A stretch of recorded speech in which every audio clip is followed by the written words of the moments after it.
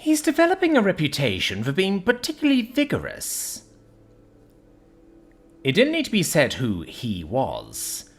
Tala's reluctant fiance had been a hot topic of conversation within the dorm of her team, since before he'd even shown up at the academy. Though how much of that was down to their genuine interest in the eponymous Kraken Slayer, and how much of it was down to them finally sensing a weakness in the proverbial armor of their leader, was entirely up in the air. Either way, more than one of the girls present grinned as Tala's head shot up from the book she'd been reading. "Which one?" the normally unflappable young woman asked without preamble. "The Dark Elf?" The boy's little late-night training sessions with the knife ear were hardly unknown to her, and while her supporters had reported that nothing untoward had occurred thus far, Tala was of the opinion that that was a matter of time more than possibility.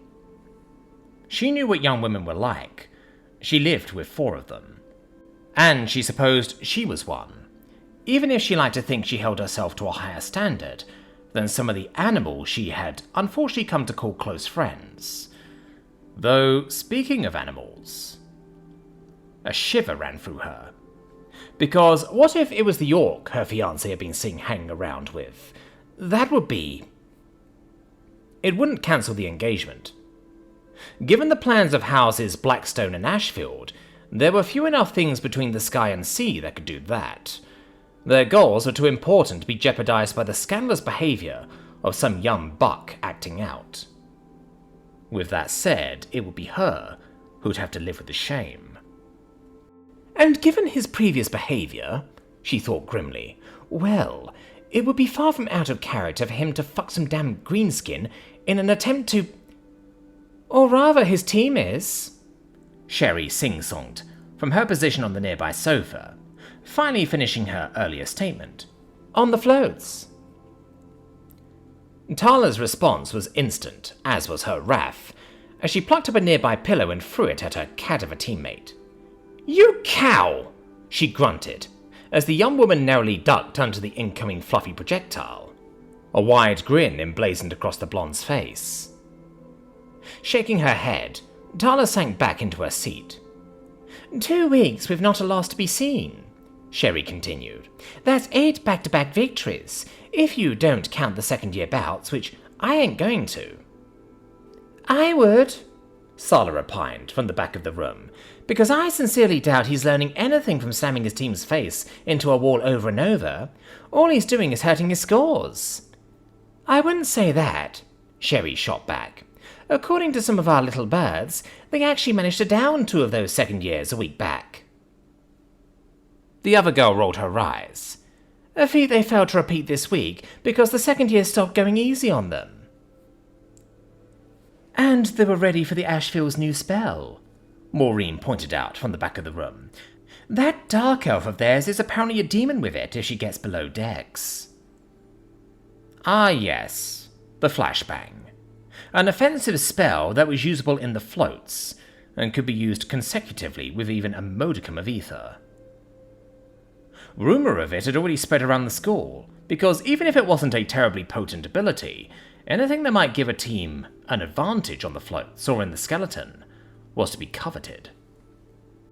She'd already pinned a letter to the house of House Ashfield, asking after the ability, but she had little doubt that her missive would be one amongst many. Though with any luck, hers would be the only one that subtly, enough that should the message be intercepted, the query would be opaque, questioned as to whether the spell had been developed as part of Ashfield's plans for a coup.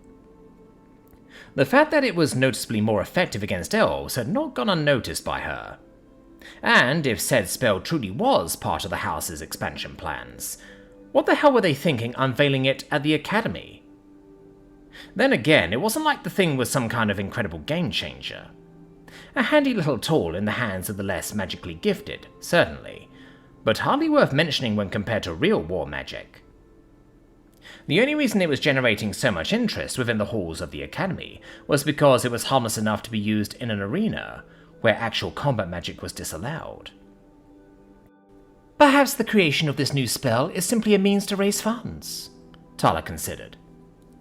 After all, While the theft of magecraft was a particularly heinous crime in the eyes of the nobility, the purchase of new spell paradigms was nothing new at all, and said spell would be up for purchase. Attempting to hoard it would only result in similar yet totally different applications being created, with the logic being that if the House of Origin truly wanted to keep their special magecraft to themselves, then they should have kept it as an ace in the hole. Or my fiance simply stumbled across it while living at the Ashfield estate and chose to make use of it to further his own ends, heedless of the consequences, she thought. Which was, again, not entirely out of character for her mental model of her future fiancé. It was rather frustrating that the man could both be the key to the upcoming Ashfield-Blackstone alliance, and also a giant spanner in the works. Too many unknowns, she thought as she shook her head, absently listening to the ongoing argument between her teammates. "It's the Dark Elf and the Orc," Sala grudgingly admitted. "I'm not saying he's useless or anything. He's definitely above average for a first year, but that alone wouldn't be enough for this kind of success. You only need to look at the scoreboards to see that the instructors stacked the team."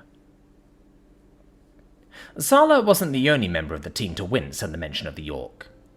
It was one thing for a former slave to outperform the plebeians of House Royal, quite another for them to do the same to other academy houses. Though perhaps her performance might serve as a reminder to the Southerners as to exactly what their barbaric neighbours are guarding against, she thought. Orcs might not have been intelligent, as humans or even elves, but they held a natural talent for violence that was second to none, which, when combined with favourable terrain and their particular brand of low cunning, made for a damn dangerous enemy. History was full of houses that had forgotten that fact, and that was how those houses were reduced to little more than history. Sunland houses were named as such because they rose and fell as often as the sun. Not House Blackstone, though, Tala thought with some quiet pride, unbowed and unbroken before Orc and Elf. "Though now that we're on the topic, why is your family so interested in this guy?" Sherry said. "From what you've said, the overgrown toff has shut you down every time you so much as tried to talk to him. You don't have to put up with that. Not when there are matriarchs out there that'd chew their own arm off to marry their sons to you." Her teammate wasn't strictly wrong. House Blackstone commanded great respect across Lindholm, as evidenced by the fact that they were currently the Crown's chief political rivals in the ongoing slavery issue. Still, the girl was also vastly overstating the number of noble-born sons of correct rank that existed within the confines of Lindholm. Humans even more so, and Blackstones took great pride in their unsullied lineage. More to the point, the Ashfields were a wealthy and very well-positioned countship. One that, if they succeeded in their bid to take control of the Dukedom of Summerfield, would firmly push the nation's balance of power away from the Crown and towards House Blackstone. Of course, none of her team knew that. They only saw a boy from a middling household doing his level best to snub the heir of a dukedom. "The Ashfields have things my family wants. If I have to deal with a little rebelliousness from my groom-to-be to attain those things, I'll consider it a small price to pay." "She's not wrong," Sala grunted. "It's a marriage contract, not a love story. The only thing that matters is whether his dick works. Anything beyond that should be seen as a bonus." "Just because your betrothed looks like a donkey kicked him in the face doesn't mean the rest of us can't wish for a little more," Sherry sniped. Sala didn't rise to the bait, though. "And she's got a little more. He doesn't look like he was kicked in the face by a donkey, and his dick works. He's just an asshole. To her, because he's been a child. From what our sources tell us, he's quite sweet to his team, so we know he's just acting out because he's not happy with the match." Sala leaned back, eyeing Tala. "And that can be fixed easily enough with a little persuasion." Slowly, the girl opened her legs in an exaggerated fashion. Around the room, the other girls either coughed or laughed at the sight. "I don't think it's quite that simple," Tala grunted. "Yeah," Sherry grunted, "because there's reluctant dick, and then there's being dumped into the academy because you're a reluctant..." dick.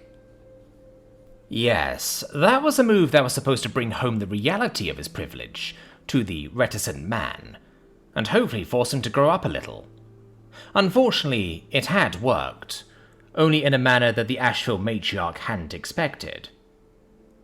Rather than buckle down or wilt under the adversity, by all accounts the man was flourishing. A flower that only blooms in adversity, Tala thought. Some part of her found that attractive. House Blackstone was not soft, and a man like that would sire strong daughters. Reluctant or not, he's proven his bona fides since arriving, and with luck his move into a more proper environment next semester will allow us to reap the boons of his change of heart without us suffering the negatives of his previous behavior, Tala said. She was a little annoyed she couldn't get said move done faster, but even her influence had limits. The Academy had both rules and traditions, ones that she risked infringing upon if she pushed harder. As much as it burned her, it was better to simply wait another few months before bringing her fiance to heel. Though as she glanced over at Sherry, she noticed the reluctant frown that had spread across the girl's face. Well, that was the second reason I brought your guy up. I mean, like you said, he was sent here to shape up and stuff, right? Well, what if his recent success makes his mother, reconsider your request to have him transferred to one of our first-year teams? Tala twitched. She hadn't thought of that. Sure, the Ashfield-Blackstone alliance had made Janet Ashfield more amenable to Tala's requests, but if the woman thought for a moment that her son's improvements would backslide without his current team, a team containing an orc, no, not acceptable. Tala's life was hard enough without the added complication of worrying about her fiancé shaming her with an unwise decision constantly hanging over her. William would transfer. You need to twist the story, Sala opined. Make it look like it's less his team and more his proximity to you. He's getting lessons from some second years, right? Tala nodded. Weekend training slots. Something she well knew the value of. Even with her influence and rank, her team had only managed to snag, steal, and arrange 4 such slots per weekend this semester. Then, see if we can't shake loose one of our current practice partners so we can have it with your fiancé's team instead. Whatever his feelings on you, he's not likely to reject more time on the floats. Tala grinned. And then I can frame his improved behavior as a result of his proximity to me. Sherry was grinning too, and you might actually manage to dislodge that stick from his ass if he's forced to spend some time around you. Decent plan, though it'll mean dealing with his orc, Maureen said from the back of the room. A move which put a rather large damper on the girl's growing enthusiasm. All of her friends hailed from northern houses. All of them had seen the true face of the greenskin menace. Most of the room had lost family to it. Needs must, Tala sniffed. Hell, she would even rein in her tongue around the beast if it helped make her husband-to-be finally realize that his betrothed was no monster. And once he was actually in the Sunlands, he'd come to understand what the beasts were really like. For just a moment, Tala's mind was filled with memories, old and bitter. Burnt-out villages, butchered soldiers, wrecked keeps. She shook her head. This alliance needs to happen, for my family's future prosperity. For the good of the realm. Even the elves, though it seemed, as always, only the North saw the truth of that. And here I thought you brought me down here to perform some alchemy, Bonnlyn muttered, as William continued rolling pie dough. It is alchemy of a sort, he said, as he aimed a winning smile in the direction of a pair of nearby kitchen hands. It was amusing how the grizzled older women tittered like young maids, even as they continued the tiring work of stirring the giant soup vats they were standing over. Even the head cook had a light dusting of crimson on her cheeks as he regarded her, though whether that was down to the heat of the oven she was sliding bread into, or him, was anyone's guess. Personally, I'm leaning towards the latter, he thought as he continued mixing, because if she was actually immune to my boyish charms, I wouldn't be in here. Certainly there weren't any rules against cadets entering the kitchen per se, but that was likely more down the situation not just coming up all that often. Glancing over at where Bonnlyn was chopping vegetables, he was happy to see that they were coming out reasonably uniform, which wasn't too surprising given that while the young woman had little to no experience in the kitchen, she was apparently far from unfamiliar with a craftsman's workshop. And while carving wood was very different from dicing vegetables, the skills were transferable enough. So, is there any reason you're cooking me up a traditional dwarvish pie? He froze before smiling. You knew? I guessed, she responded, though you made it easy by asking for dark shrooms when we walked in, which I'm honestly surprised they have here. He nodded slowly. He supposed that was a bit of a giveaway. The deep-dwelling and slightly alcoholic mushrooms was something of an acquired taste based on his readings on the subject. Not exactly something you see served in the halls of a predominantly elven academy. Which leads me to believe you're trying to cheer me up, Bonnlyn continued, because I sincerely doubt anyone else on the team would appreciate a good slice of dark shroom pie. He shrugged. I don't know about that. Verity's down for pretty much anything. The reason for which wasn't hard to guess given her history. She might, but she'd probably be under the table by the end of the second slice. Big body aside, I'm willing to bet she's a lightweight, the dwarf chuckled, as she emptied her chopping board into a bowl. But that's neither here nor there. You want to know why I'm out here cheering up you, specifically? If there's one thing I've learned about you in the time we've known each other, William, is that you never do anything for no reason. Bonnlyn eyed him. In fact, I'd be willing to bet that Verity is just about the only member of our little coterie of misfits who hasn't figured that out. He wanted to argue, but she wasn't wrong. One of Tala's goons approached me earlier, he admitted. She wants a meeting. That caught the redhead's interest. I thought the two of you weren't talking, given you basically declared war on her when you last met. He appreciated that the young woman refrained from saying his plans to challenge his fiance to a duel at the end of the semester aloud. Say what you would about the slightly risque dwarf, she wasn't dumb. Oh, she was definitely the weakest member of the team when it came to combat practice, and was tied for second worst with magic, but that was entirely down to both of those things being entirely new to her, and not being a natural prodigy in one like Verity. With that said, prior to the discovery of her magical aptitude, she'd been set to take over a small mercantile empire. That wasn't a role one could take up if they were slow on the uptake. I did too. I was going to turn them down flat, but Tala's offering up a position as their opponent in one of their weekend spots. Given his eventual plan to take said team down, the value of that couldn't be overstated. Oh, sure, it would give Tala insight into his own team, but he was pretty sure she was getting that anyway. He'd certainly not missed the fact that a few members of House Blackstone had started lingering around the arena when it was his team's time to practice.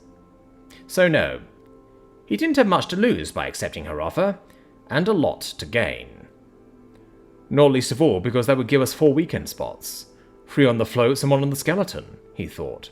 That's twice as much training time as the average cadet.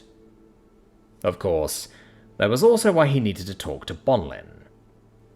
He had not failed to notice that the dwarf was struggling with the breakneck routine the team had fallen into. Nothing huge, but the small things were adding up. Minor mistakes in class, occasional bouts of snappishness. Even her flirting had dropped off steeply in the last week. So he wasn't too surprised when she sagged. It's the Lunday, isn't it? He nodded reluctantly. The Lunday was the last day of the week, and prior to this latest deal, the only opportunity his team had to take a break from the academy.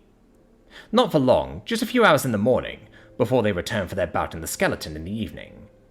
But that only made that short window all the more significant. I can't. The words from the dwarf were short and simple. She didn't look at him as she said them, her eyes straight ahead, as she continued chopping vegetables. More than he needed, honestly, but he was happy to let her keep her hands occupied as they spoke. Or rather, as she spoke, because he wasn't going to say much at all. Instead, he simply nodded and continued shaping dough. He could see her waiting for some kind of recrimination. It was obvious in the way she hunched her shoulders. She knew why he was pushing the team so hard. What would happen if his plan went to shit? The fact that he'd be transferred away would be amongst the least of the outcomes. With that said, those were him problems. Bonnlyn liked him. Despite the extra work he was forcing them all through, he knew they'd bonded over the past month. The entire team had. With that said, she clearly found what she considered to be her limits. So, he was going to stay quiet and let her get her thoughts in order. Then, and only then, would he try to change her mind. Eventually, after a few more minutes of quiet work, she spoke up again. "I need a break," she said. "An escape. A chance to see home. Half. Speak to some fellow dwarves, which I know's not a big deal for you long legs, but community's a big thing for dwarves. I've never been without my kin for this long before." She dumped her now redundant amount of veg into her bowl. "I miss them. More than I ever thought possible." She started chopping again, even as her voice built up momentum. "I mean, it doesn't exactly help that the team's burning the candle at both ends. The academy's hard enough as is, but you've got us doing all this other shit as well. The extra practice in the evenings, and on the weekends. Plus the duels. I mean, those things are fucking draining. Between the hangover from the venom if you get hit, and just plain being bashed about, I feel like a zombie afterwards." William nodded. He could understand that. It likely didn't help that Bonnlyn pretty much invariably went down first in most practice bouts. She wasn't bad, per se, but being strictly average made her the weak link that the other teams went after. It didn't much matter where they placed her. It still happened.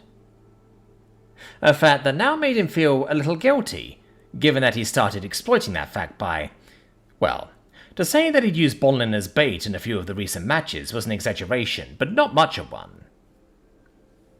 Ignorant of his mental self-recriminations, the dwarf continued.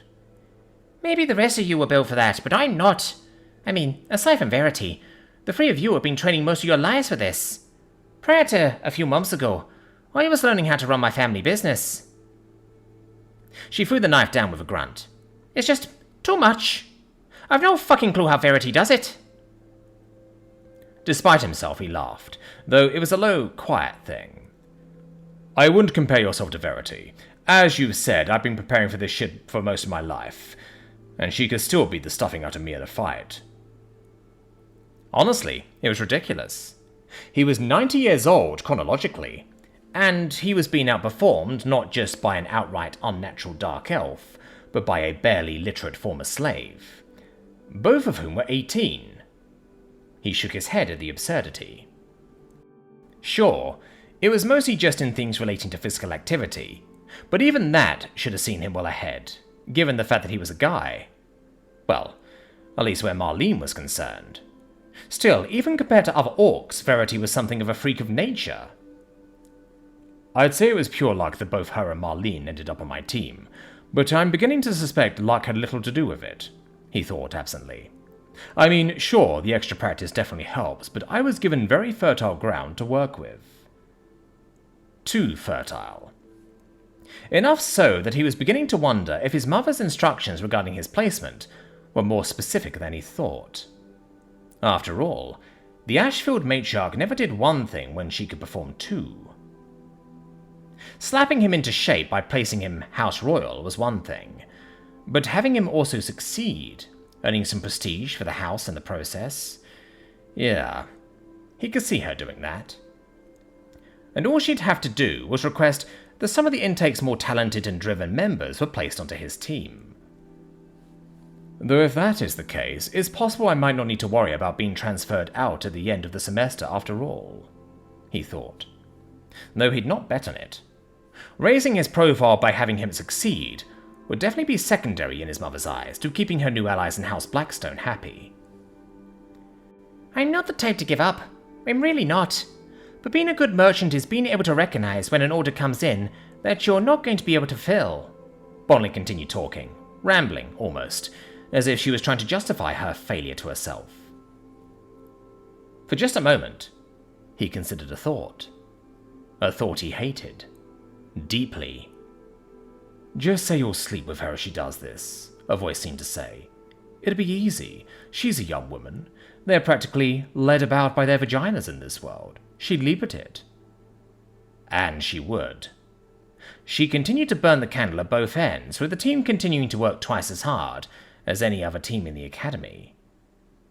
But she'd do it if it meant she got that kind of reward. Compared to what he planned, it was nothing. Just taking advantage of a young woman's libido to further his own ends. And if she collapsed from exhaustion or something similar, well, it'd hardly kill her. Honestly, the fact that he was even debating it was absurd. It was an easy solution. Yet the thought tasted bitter in his mouth. Cheap and nasty, like stale licorice. "All right," he said finally. The dwarf glanced up at him. "All right, what? You're going to transfer me? Say I'm a poor fit?" There was just a small hitch in her voice at that suggestion. He shook his head. "Ignoring the fact that I couldn't do that for much the same reason my fiance can't, I wouldn't anyway." He looked her in the eyes. "You're part of the team, for better or worse, and if what we're doing now isn't working for you, then I guess we need to adapt." There was no point in pushing his team to the limits of what they could achieve if he broke one of them in the process. If Bonnlyn said she was at the end of her rope, he believed her. Sure, she apparently had her limits, but he never got the feeling she was a quitter. A little bummed out at being the team's weak link, perhaps, and definitely out of her depth within it, but hardly the sort to throw in the towel at the first opportunity. "Next weekend, I'll trade away our spots to a few second years for some favors, and we can take the weekend off. You can visit the family on Sol Day, and we'll go out as a team on Monday." The dwarf was staring at him, like he'd just grown a second head. "What? Just like that?" He continued rolling dough. "Morale is part of a team's fighting power." And while it wasn't something he planned to do so soon, there were things he needed to leave the academy to do. Now was as good a time as any. Though it'll mean taking a second break later in the semester, he thought. Neither the suit or the pump are ready yet. Thanks, Bonnlyn sniffed quietly. I didn't know what I was supposed to do. Slowly, after wiping his hands on his apron, he reached over and delicately placed his hand on the girl's head. She stiffened at first, but after a moment relaxed as he comfortingly scratched her scalp. Though after a few seconds she shook him off, blushing a little with her old fire as she glared up at him. You know, coming from another guy, a scalp massage will feel sexy. Coming from you, though, it just feels like one of my uncles is giving me a pat on the head. He laughed, even as he washed his hands in the nearby sink, because for all that Bonnlyn wasn't dirty, touching hair and then touching food was not sanitary at all. Well, I'm sorry to hear that, he laughed. Uncle mode is all I've got, unfortunately. The dwarf rolled her eyes as she turned to her overfilled bowl of mostly redundant vegetables. Well, if that's all you've got, I suppose it's not too bad.